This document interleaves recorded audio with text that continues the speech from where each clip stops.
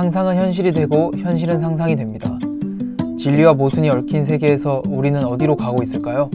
소설이 묻고 철학이 답합니다. 철학과 학생들이 들려주는 책 이야기 지금 시작합니다.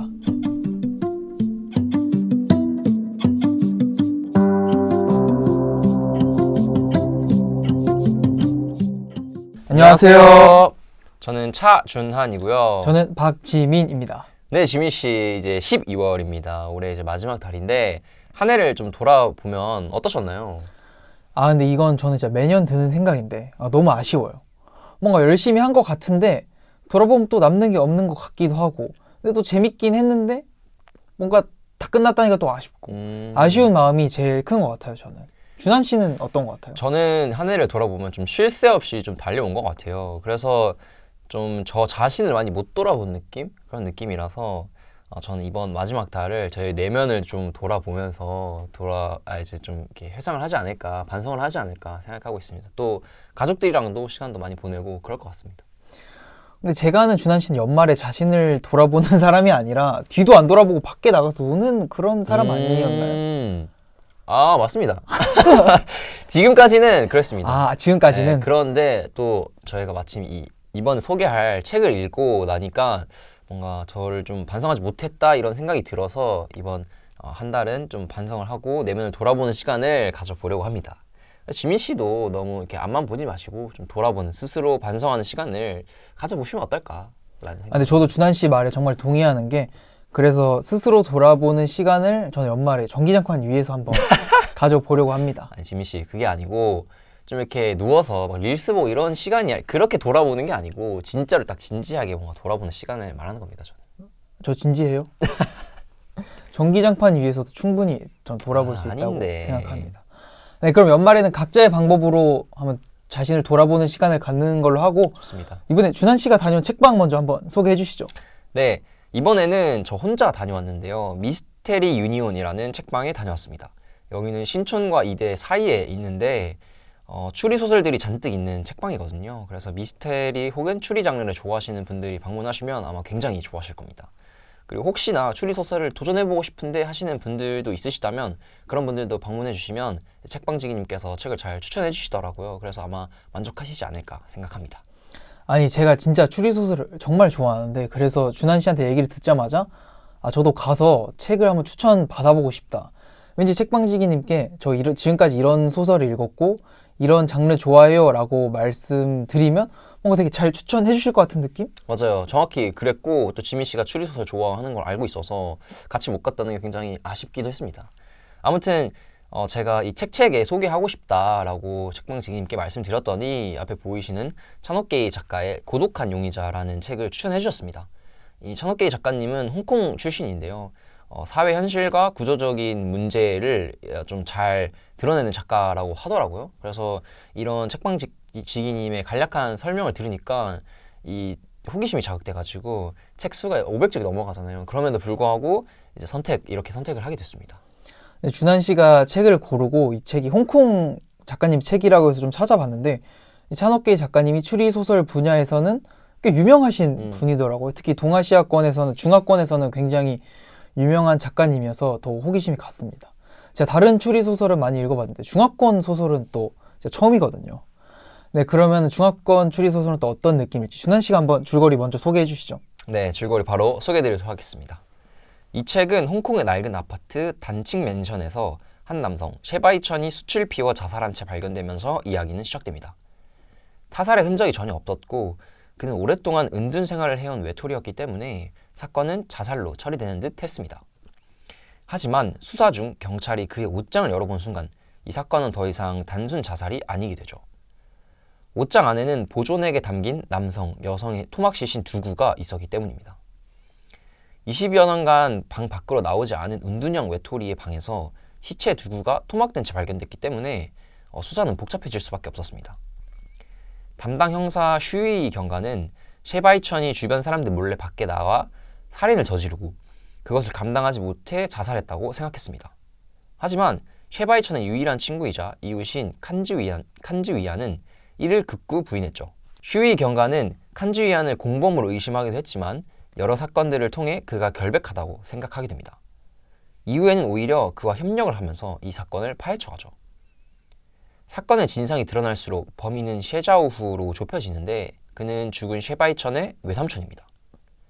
자신의 성공을 위해서라면 수단과 방법을 가리지 않았고 가족마저도 이용하는 그런 사람이었죠. 그가 범인일 것 같다는 심증은 있었지만 물증이 없어 어려움을 겪기도 하는데요. 끝끝내 증거들을 발견하면서 셰자오를 체포하게 됩니다. 그는 살인 및 강간 혐의로 재판에 송치됐고 사건이 이렇게 일단락되는 듯 했습니다. 사건이 마무리되고 2달 뒤 바쁜 일상으로 돌아간 시위 경관은 우연한 계기로 사건을 재구성하게 되는데 이때 이상한 점들을 발견하게 됩니다. 그리고 끝내 옷장 속에 있던 남자 시신이 다름 아닌 셰바이천이라는 사실을 발견하게 되죠. 시위 경관은 사건의 전말을 듣기 위해 칸즈위안을 찾아갑니다. 이제 칸즈위안은 엄청나게 긴 이야기를 시위 경관에게 들려주기 시작합니다. 근데 여기서 솔직히 이 책의 내용이 너무 길어서 줄거리를 다 소개해드리긴 좀 어려울 것 같고 저희가 아주 짧게 간단하게 요약해서 말씀드리겠습니다. 방에서 발견된 두 시신은 셰자오가 살해한 것이 아니었습니다. 시신을 토막낸 것은 바로 칸즈위안이었죠. 그러나 두 사람을 죽인 것은 또 아니었습니다. 두 사람은 병사하거나 이미 자살한 상황이었죠. 그리고 그들의 생전 부탁으로 칸즈위안 시신을 토막내고 보관하고 있었을 뿐입니다. 그럼 왜 셰자오를 살인자로 내몰았을까요? 죽은 두 사람이 바로 셰자오와 심각한 원한 관계가 있었기 때문입니다. 따라서 일종의 복수로 칸즈위안이 셰자오가 마치 살인자인 것처럼 꾸며낸 것이었죠. 가벼운 복수극이라고 생각하실 수 있지만 책을 읽어보시면 어떤 느낌인지 좀 더 명확하게 알 수 있으실 겁니다. 저희가 줄거리를 너무 간략하게 설명드려서 이 책에 관심이 있으신 분들은 저희 줄거리만 듣는 게 아니라 꼭 책을 읽어보시길 추천드리겠습니다. 맞습니다. 이게 사건이 진짜 많고 근데 또 그게 다 중요하잖아요. 그래서 저희가 자세하게 설명드리고 싶은데 그럼 진짜 이게 하루 종일 걸릴 것 같고 또 너무 구구절절 되는 것 같아서 이렇게 좀 간단하게 요약했다는 점 양해해 주시면 감사할 것 같고요. 그러니까 이 책을 읽지 않으신 분들은 지민 씨가 말씀해 주신 것처럼 꼭 읽어보시는 걸 추천드리겠습니다. 아무쪼록 저는 이 반전에 반전이 있어서 굉장히 재밌게 읽었던 책이에요. 그리고 또 제대로 읽는 거의 첫 추리 소설이거든요. 그래서 이 추리 소설의 매력이 이런 거구나 라고 느낄 수 있었습니다. 네, 저는 아까도 말씀드렸듯이 추리 소설 진짜 좋아해서 특히 일본하고 영미권 추리 소설을 많이 읽어봤는데 중화권 추리 소설은 또 처음이거든요. 근데 제가 읽어봤던 책들 중에서도 확실히 재밌다고 느낄 만큼 좋은 책이었던 것 같습니다. 약간 굳이 비유하자면 영미권보다는 일본 추리 소설처럼 좀 섬세한 느낌을 많이 맞아요. 받았습니다. 또 저는 등장인물, 그러니까 캐릭터들이 굉장히 입체적이라고 생각했단 말이죠. 그래서 뭔가 공감하게 되고 되게 응원하게 되는 그런 저를 발견할 수 있었습니다. 마지막으로 이 책이 큰 줄거리 하나가 이렇게 전개가 되고 중간중간 셰바이천의 유서 그리고 칸즈위안이 쓰고 있는 소설이 이제 등장한다는 점에서 굉장히 색다르면서도 흥미진진하게 하는 포인트가 아니었나라는 생각이 듭니다. 네, 그러니까 이게 중간중간에 유서하고 소설 속에 소설이 조금씩 등장하다 보니까 이 장면이랑 전체 줄거리랑 어떤 연관이 있지? 이게 또 하나의 단서인가? 맞아요. 그렇게 생각하면서 읽는 게 정말 재밌었던 것 같습니다. 그리고 끝까지 이게 뭔가 이렇게 끝날 리 없는데 계속 의심하면서 읽다 보니까 더 재밌었던 것 같아요. 좋습니다. 이번 소설도 지난 영상과 마찬가지로 지민 씨와 서로 인상적이었던 부분을 좀 소개하는 식으로 구성을 하면 좋을 것 같아요. 그럼 지민 씨가 한번 먼저 인상적이었던 부분 있으시면 알려주시죠. 네, 저는 찬옥계의 작가님 홍콩의 민낯? 이렇게 실태가 잘 드러나게 소설을 쓰셔서 좀 이야기해볼 부분이 많은 것 같아요. 이건 약간 좀 민감한 주제일 수도 있는데 이 소설에서 렌탈 애인이라는 게 계속 등장하거든요.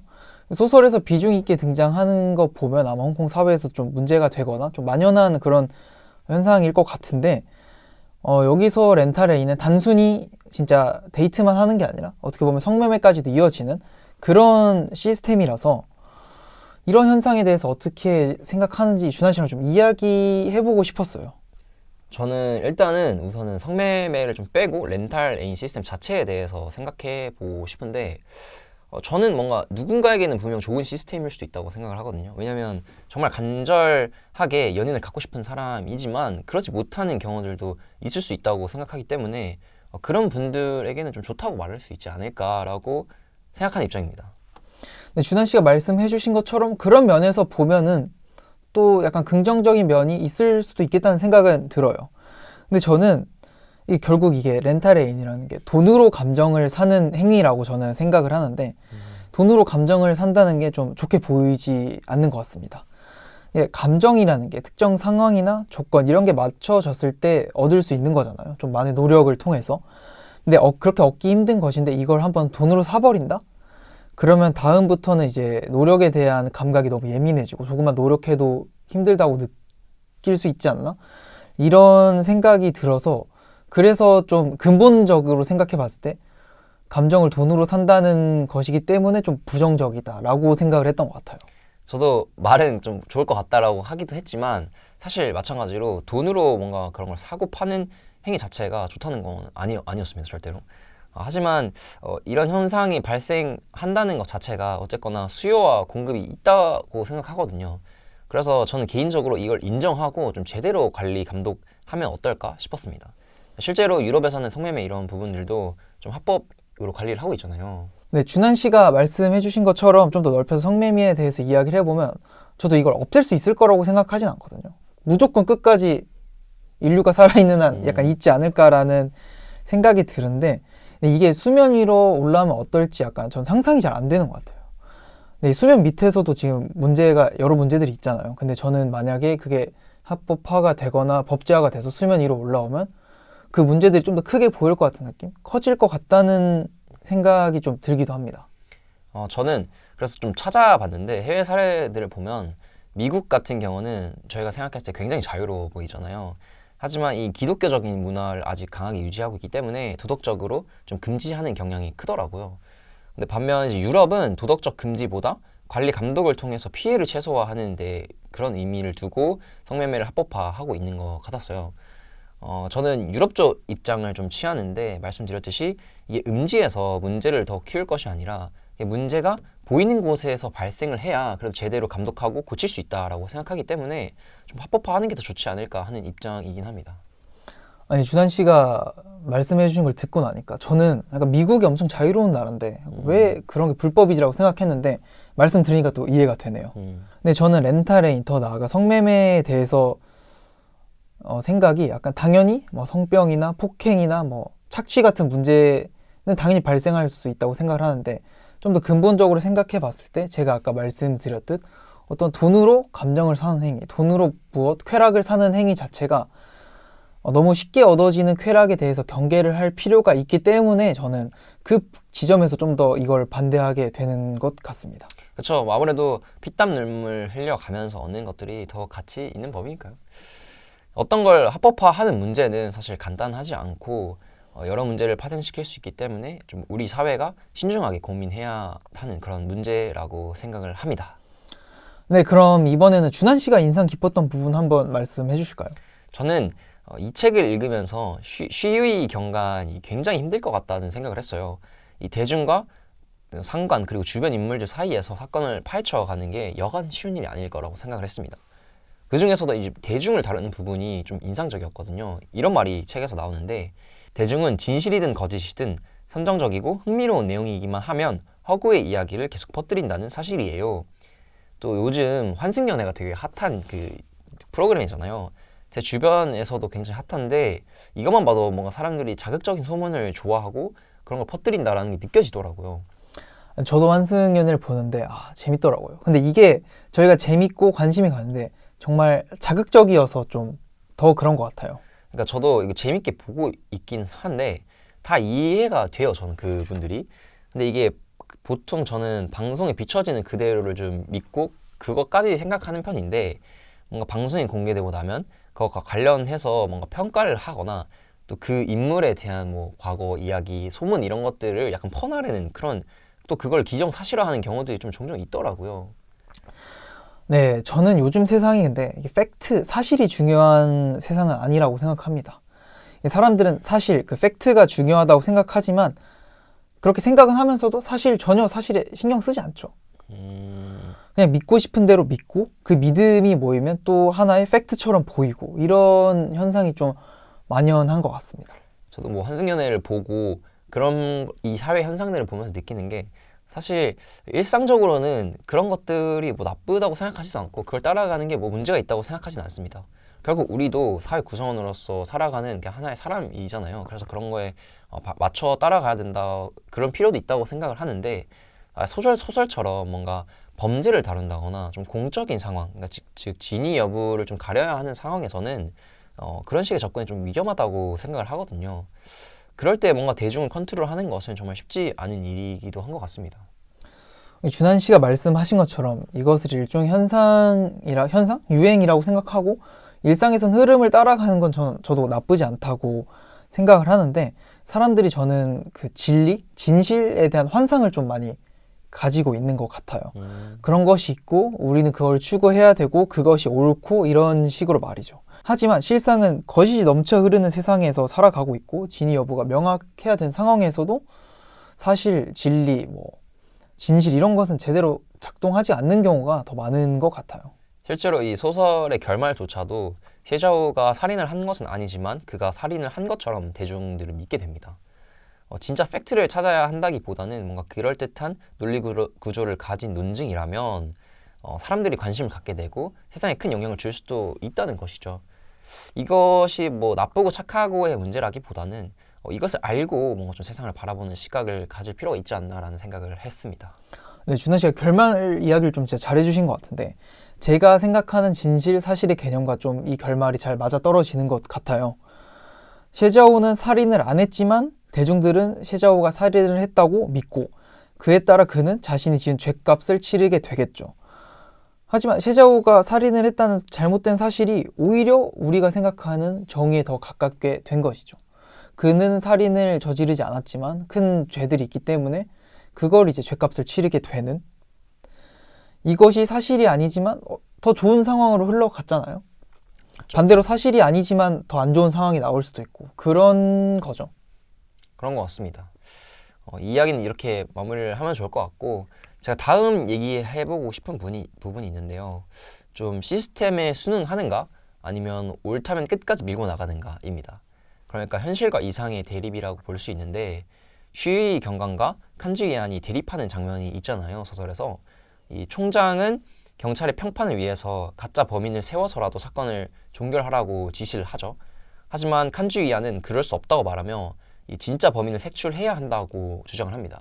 뭔가 이걸 공리주의적 관점에서 얘기를 해볼 수 있을 것 같은데, 두 입장을 한번 정리해 보아 주실 수 있으실까요? 네, 그럼 지금 상황에서 경찰에겐 두 가지 선택지가 있죠. 첫 번째, 가짜 범인을 내세우고 사건을 종결. 이렇게 되면 경찰 평판 상승 및 경찰 시스템에 대한 대중의 신뢰가 좀 더 올라갈 수 있죠. 근데 정의롭지는 못해요. 가짜 범인을 내세웠으니까. 두 번째, 끝까지 진짜 범인을 추적해서 찾음. 이건 좀 더 정의로운 방법이긴 하지만 만약에 진짜 범인을 찾지 못한다면 대중들은 경찰들이 무능하다고 생각할 거고, 이것은 곧 경찰 시스템에 대한 불신으로 이어질 수 있겠죠. 저 같은 경우는 후자를 택할 것 같습니다. 소설에도 그렇게 하긴 했지만, 왜냐하면 전자를 택했을 때 당장의 평판은 좋아질진 모르겠지만 그건 알맹이가 없는 그런 평판이라고 생각을 하거든요. 또 책에서도 언급하는데, 모래사장에 짓는 건물은 탄탄할 수 없다. 기초가 부실하면 높이 지을수록 점점 기울어지고 무너졌을 때도 피해가 크다. 일시적인 안정을 추구하며 위기를 모면하는 데 급급하다면 장기적인 안정과는 멀어질 수밖에 없다.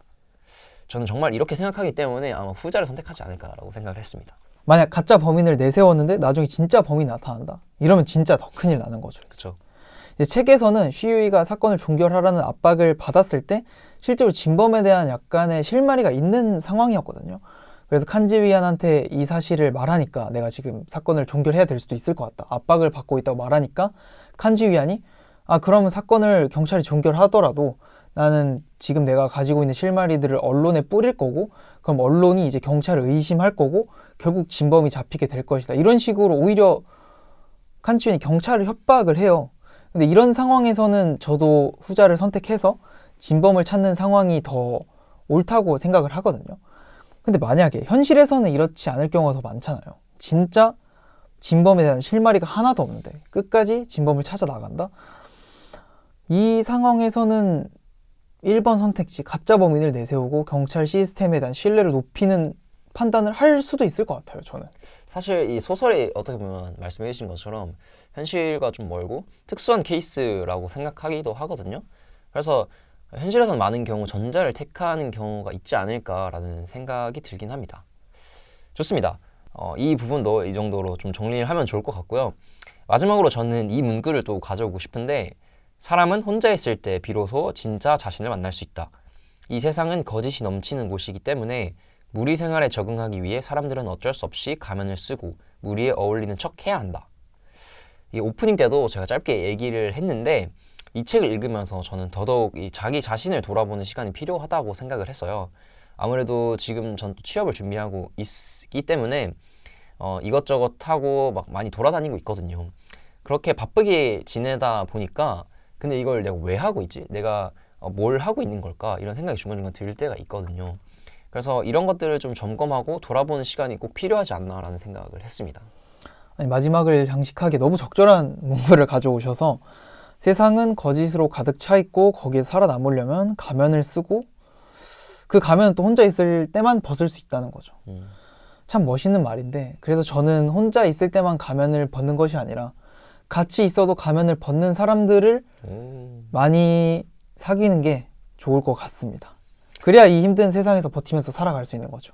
맞습니다. 뭐 연말이기도 하니까 잘 말씀해 주셨듯이 주변의 사람들도 잘 챙기고 이게 본인도 잘 돌아볼 수 있는 그런 시간을 가지면 정말 좋지 않을까라고 생각을 했습니다. 뭐 지금 이 연말 분위기가 또 그런 시기잖아요. 그래서 잘 챙기고 본인도 잘 챙기셨으면 좋겠습니다.